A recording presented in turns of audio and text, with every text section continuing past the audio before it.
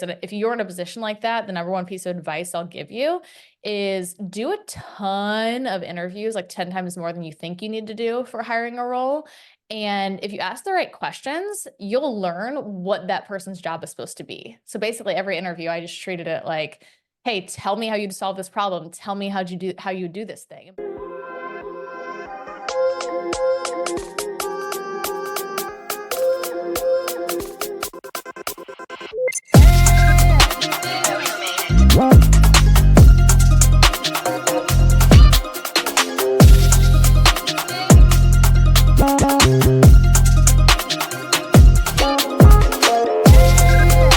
Hello, Empower Nation. Welcome to Empower Her Money podcast, where we talk all things money and business. I'm your host, Angela Duncan. Today's episode is sponsored by Drive Planning, where we are bringing private investment opportunities from the wealthy to you, creating tax burdens. Keep more, make more, live more. Visit morewithangela.com today. I get to interview Erin Dimond with Impact Fitness Coaching Academy, and she's going to teach you, especially my business owners, she's going to teach you the mistakes you are currently making during your interview process. Hi, Erin. Welcome to Empower Her Money podcast. Tell me something awesome about today. Oh man, I love that. Hi, Angela. Something awesome about today. So I keep saying I'm a new mom. I'm not really a new mom anymore. My son's 20 months old and I get to wake up every day and get him out of bed and spend the first hour of the day with him before I dive into a busy work day. So that's always the best part of my day. Yay, awesome. So new mom, but I would love for you, Erin, because you have a pretty powerful story from your childhood. I would love for you to kind of start the audience there, talk about your journey and how it led you to what you're doing today. Yeah, absolutely. So I grew up I'm from Ohio, born and raised, grew up in a small town called Marion, Ohio, about an hour north of where I live now. And I think the median income there is around $30,000 a year. So not quite poverty, but on the line.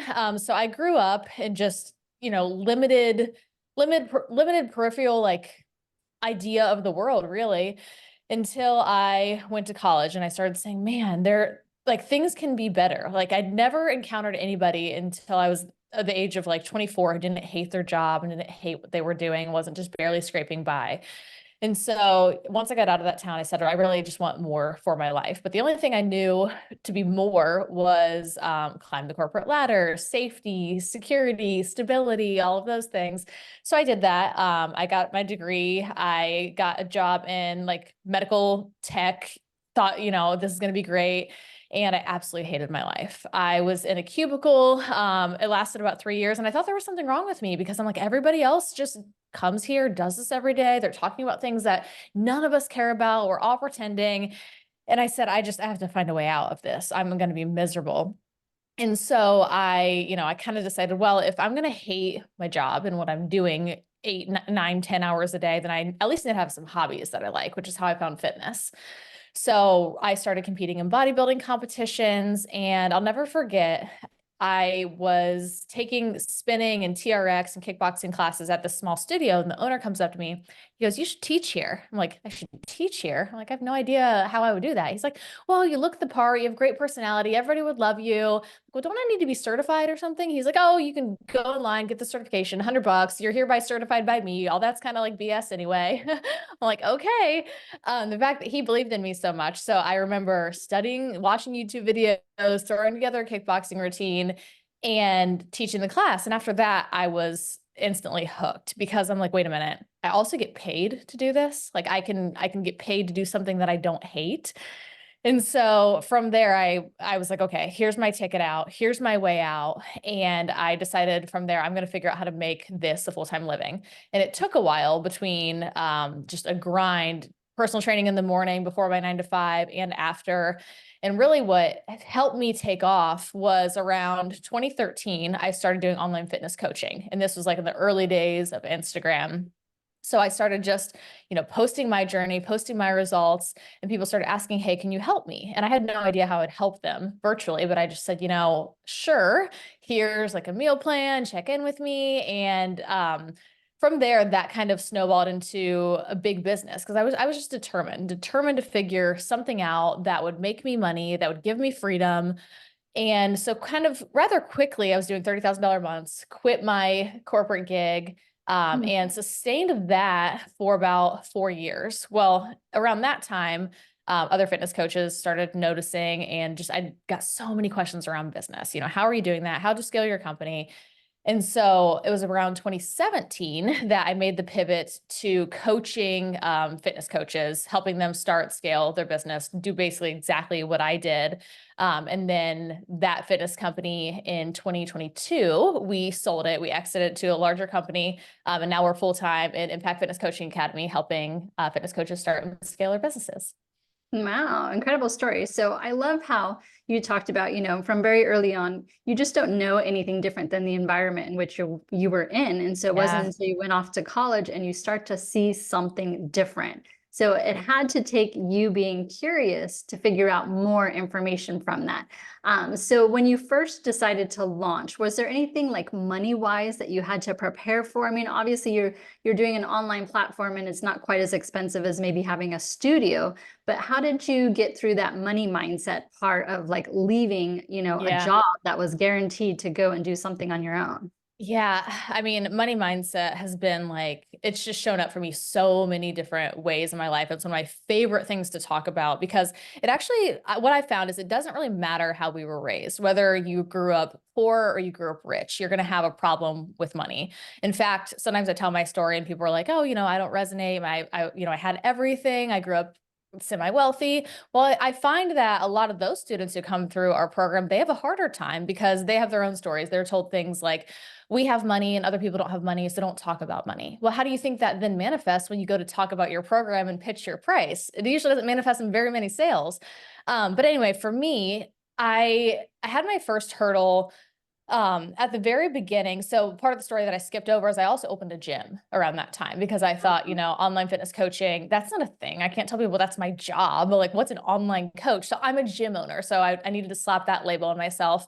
And that broke me of some money beliefs because I had to invest nearly $100,000 in that gym of money that I barely had. And the only reason I barely had it is because I was saving and hoarding every single cent that I had at the time. So I opened the gym. I realized, okay, if I work hard, I make money, I save money, I can spend it on this thing to make me more money, which was kind of my first evolution. But I was just so terrified to invest in the business otherwise. The gym made sense for me because it was like, all right, I need a leg press. I need this, I need this.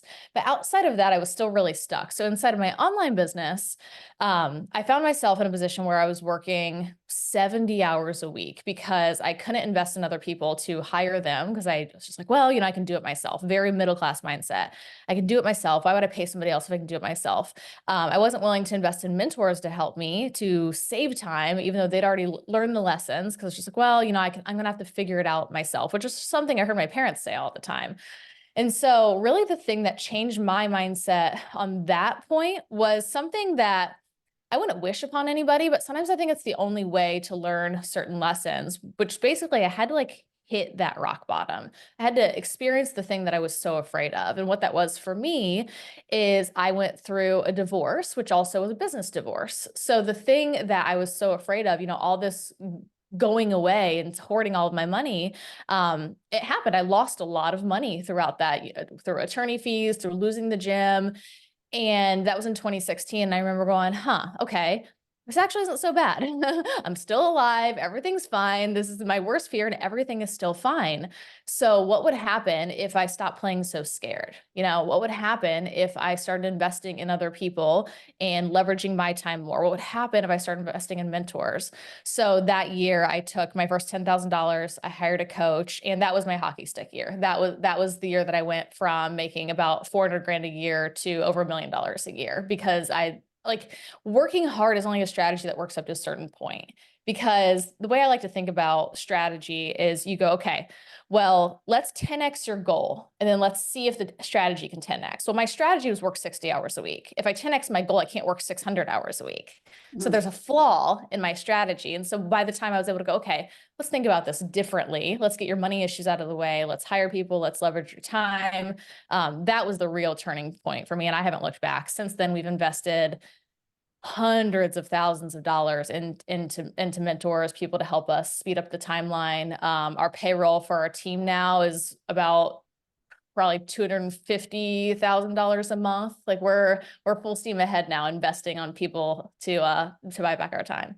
Yeah. So that's what I love about your story is that you had to live through it. You had to go through it to get to the other side to now realize that hiring a coach and a mentor is how you really succeed and grow your business. And so talk about now when people hire you to be their coach, how do you incorporate that mindset? Because obviously people were in a place where you were before where you just thought you couldn't afford the coach, but you needed it. So talk Yeah. through how you coach people on that now. Yeah, it's one of my favorite things to do. I run the sales team for our company. And so if I'm not on the phone with prospects that are making that hard decision, I'm reviewing their calls constantly in the background. And I think this very thing is what actually makes me really good at sales because I get it and I empathize so much and I understand how scary it is.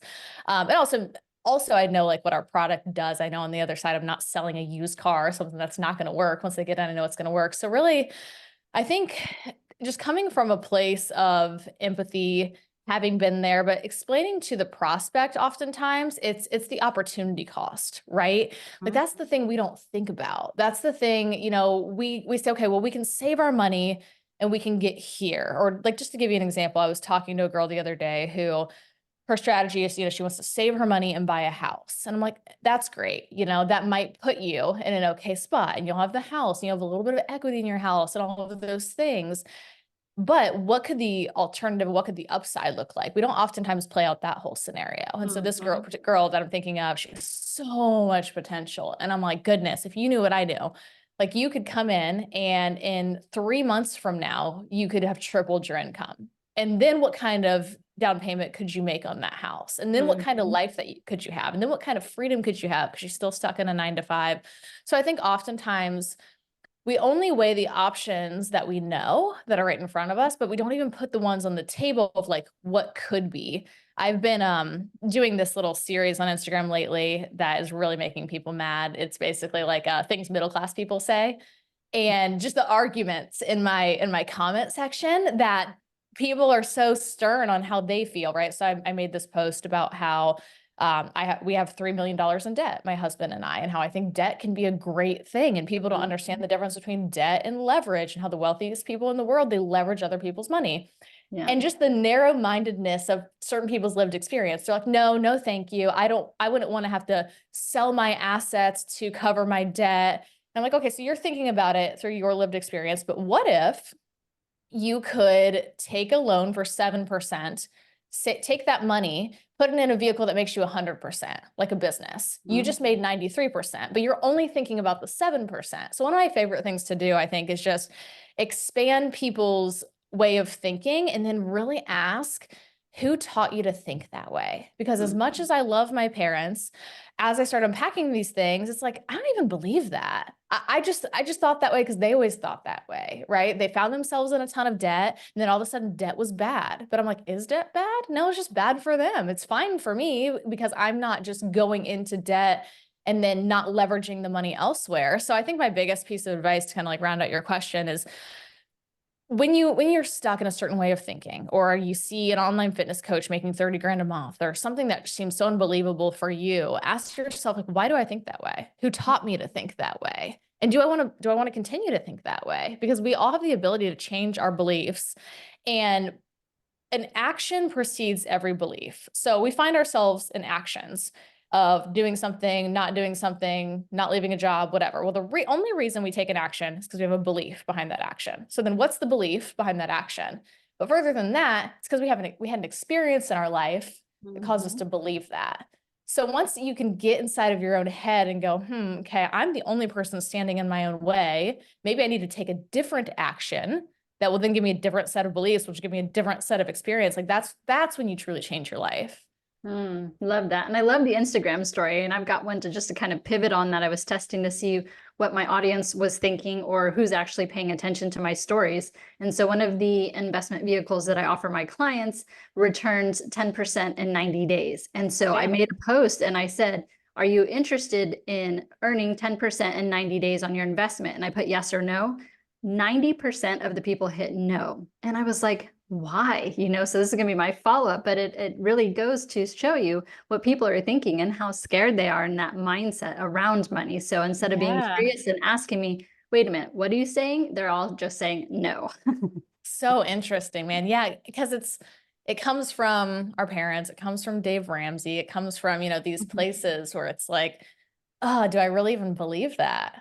Yeah. So what's next for you? Where do you see your business going in the future, knowing where you're at now and kind of the barriers that you've had to break through for yourself personally? What's in store next for you? Yeah, so we've had IFCA now. This will be our 6-year anniversary. Actually, February was our 6-year anniversary. And it's a good question because we have big company goals and everything, and we set them. We have a 1-year vision, a 3-year vision. But I just love what I do. So I find myself so in the day to day where I'm like, I don't know, I'm not even thinking about what that might look like. But our 1-year vision is this year, 2024, we want to hit $10 million. We want to start doing more in like a nonprofit sector, things that pull our company vision together, like boots on the ground, getting our team together for a greater cause. In 3 years, we want to do 30 million. We want to have a well-established leadership team. We want to be in a position where we could exit the company or have a sellable company. Whether we choose to sell or not, having a sellable company still just means like you're organized enough to do so. It's still like a well-ran company. But I don't know. I always struggle because I'm just in it right now. And I think having a young child has a lot to do with that, where I'm just so present every single day. And I run the business with my husband. And I'm like, there's really nothing else that I want to do. I'm sure one day I'll get the itch as just an entrepreneur to be like, okay, cool. I'd love to have the leadership team doing their thing now so that I can really step out so that I can do something else. But right now, like we're just on a mission to just impact more people and impact more coaches. I haven't fallen out of love with it yet because like every single one, I want to cry, like watching every single call. The other day, I talked to a guy who has 3-year-old twins. He's on the gym floor. He is like away from his kids 55 hours a week. I'm like, man, that's still what I want to keep doing. I still want to keep pulling people, really good fitness professionals, that are just trapped, whether it's dietitians in a clinic or on the gym floor. I want to show them the better way and I want to show them freedom and impact. So, I mean, right now, the what's next is just keep impacting more people. Yeah, and for the audience paying attention to what you just said in this last part of that your conversation there was you're building a leadership team. So I think that's so important. One, so that you can leverage yourself, and two, if you do decide to exit someday, the multiple or how much you can sell your company for is so much greater when you can remove yourself and the business can Absolutely. run okay because you did put that leadership team in place. So when you're looking for a leadership team, what's important for you? Yeah, hiring and attracting talent has become one of my new favorite things because it's not all that different than acquiring leads or acquiring, anything into your business. You've got to think about it as a funnel and you've got to put a lot of attention behind it. But first and foremost are our company core values, which are authentic connection, extreme ownership, and relentless growth. So we run everything through that lens, every decision we make about a person, a direction we're going, anything. So that's the core foundation. But we are also in what some people call like a guru business, right? We teach like what we are selling is our experience, our information. It's not as if we're just selling a product that you get it and it's great, right? So the people inside of our company, they have to be extremely strategic and tactfully skilled too. So when we bring somebody in, so right now we're actually recruiting for a leadership position, so it's top of mind. And this one is very strategic and tactical. So we take them through.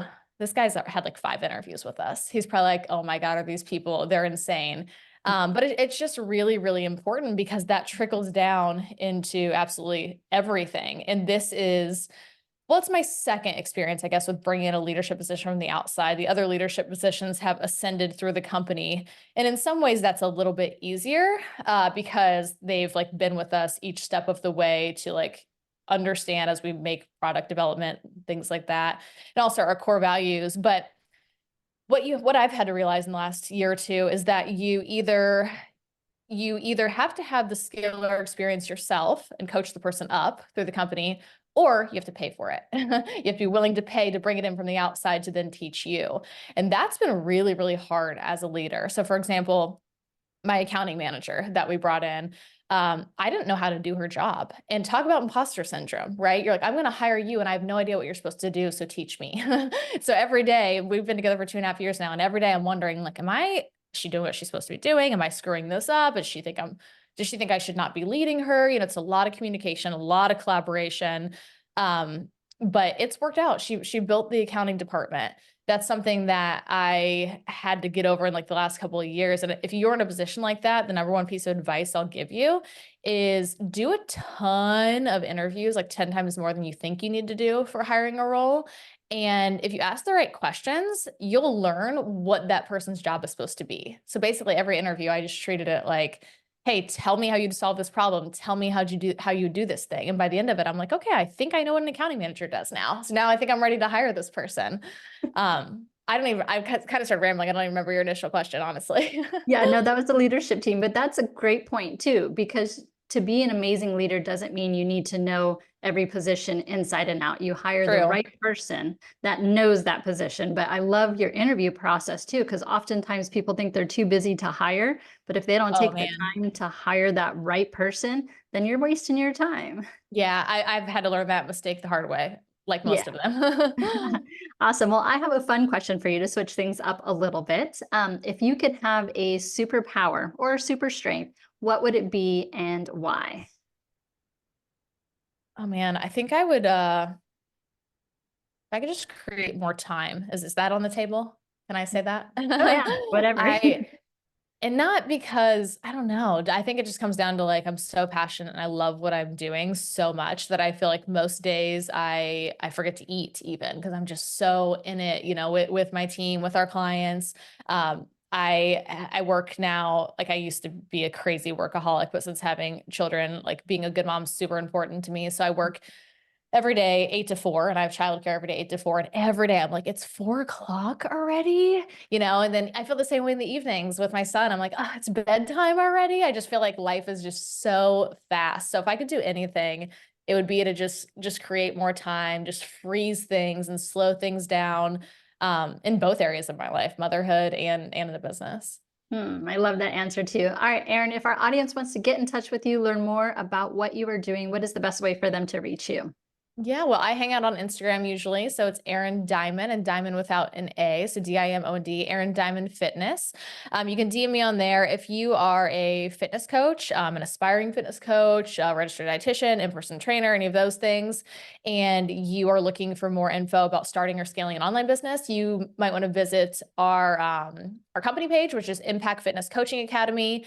That is on Instagram, our website, impactfitnesscoachingacademy.com, I do believe. And just shoot us a DM. We're more than happy to chat with you. We also do have a podcast called the FitBiz Podcast. Hop over there. We've been told it's the MBA for fitness coaching, tons of free information and value. But just reach out. We're always happy to help and answer any questions. Awesome, Erin. Thank you so much for your time today. Yeah, thank you, Angela. Thanks for having me. Thank you so much for tuning into Empower Her Money podcast. Hope you enjoyed this episode. Don't forget to subscribe, share this podcast, and leave a review wherever you are tuning in.